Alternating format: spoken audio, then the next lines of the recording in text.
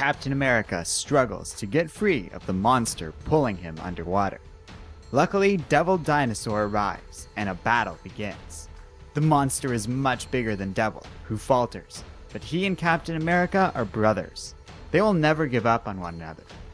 It is he that kills. It is he that lives. It is Devil Dinosaur. Doc Green is impressed at this, and the victorious group take a moment to rest on land. They are far off course now, so the Hulk suggests that they risk traveling straight to the Mud Kingdom through the Barrens. Tribal Hulks dwell in this area, and it is very dangerous. Steve takes a moment to thank his brother at arms, though Doc Green comments that Devil is a beast like any other, and that Rogers puts too much faith in his companion. He restates that this place is Gamma.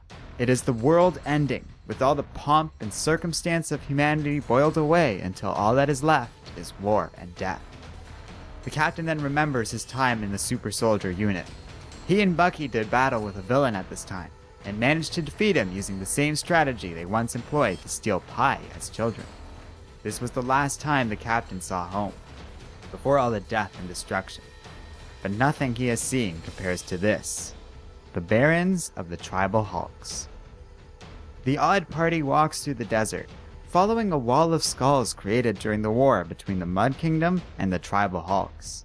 The captain views this all as madness, but Doc Green chastises his traveling companion for being so naive. He says that the Red King must be killed, though Steve replies that he has no quarrel with this being. Doc Green insists that the captain fulfill his oath to Doom. When asked why the Hulk can't kill the king himself, Doc Green says that he has bigger plans and can't afford to have the king's blood on his hands. The other Hulks will be able to smell it on him. They arrive at a cave, which is decorated with the bodies of tribal Hulks thanks to the Red King. Suddenly, lightning strikes within the cave, and Doc Green says that the storm has come. It is too late for them. Everything falls to darkness, and the captain suddenly finds himself alone. He is attacked by a series of spears, many of which gruesomely impale him. Now badly injured, Steve Rogers finds himself at the mercy of the Tribal Hulks.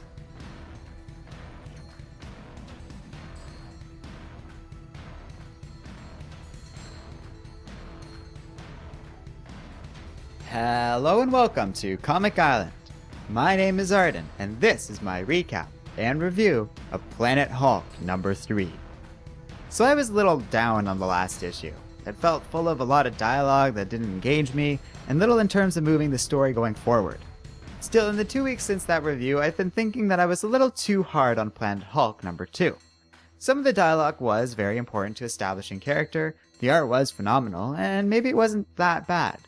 So when it came time to read Planet Hulk number 3, well, I was willing to approach it much more optimistically and with an open mind.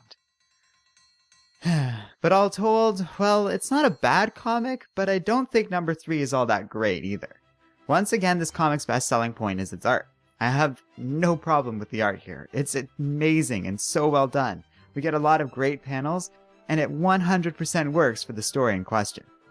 I also think that this first scene with the comic is perfect. It's everything I want out of this tie-in, with Captain America and a T-Rex battling it out in an epic moment truly worthy of this tie-in's awesome premise. I also really like the flashback, as it reiterates the importance of finding Bucky quite nicely, and was a fun scene overall. But that fades quickly to more clumsy dialogue, more walking, and the party once again being split up and in danger at the end of the issue. So it ends exactly the same way as issue number 2. That really bugs me because you're using an identical premise for a cliffhanger all over again. How will the Captain and Devil Dinosaur get out of this mess? The answer is likely the same as what happens in issue number 3. They're going to escape the Tribal Hulks somehow and will make it to the Mud Kingdom because they need to be there by issue number 5 when this miniseries ends.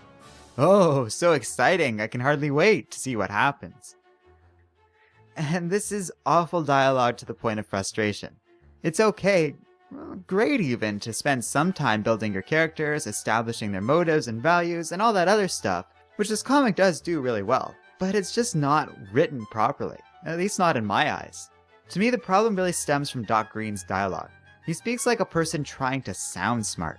He uses long words just for the sake of using long words, which feels at odds with his gruff persona and how an intelligent person would actually talk. I should be digging this, watching as the Hulk poses philosophical questions to the Captain, but all I see is somebody acting like his words are all profound when really it's just bragging about how tough he is. It's boring and not very enjoyable. And I don't think I'm asking for the moon here. I said this last time, but this isn't a comic I expect to take seriously. I just want some awesome stuff with Captain America and the damn T-Rex. I know I must be sounding like a broken record at this point, but that's literally all I want out of this comic. Just 5 issues of this. Yeah, some dialogue is fine and definitely important, but there is a lot of great setup in the first issue featuring some excellent lines and conversations. These last 2 issues, well, they feel like a chore every time these 3 are just wandering around and talking. Not once have these scenes worked for me or stimulated any kind of interest, be it academic or emotional. So once again, I can't really recommend a comic that I have these mixed feelings over. If you want to buy this for the art, you won't be disappointed and it is totally worth your time. If you want to buy this comic for its promised idea and story, then prepare to be frustrated because I feel it really underdelivers. Maybe issues 4 and 5 will turn this around, but at this point it feels unlikely. Those issues would have to be really good to outweigh the mediocrity of these 2. But who can tell? That's the nice thing about comics. You can never really know for sure until you see it for yourself. So feel free to share what you think of Planet Hulk number 3 in the comments section below.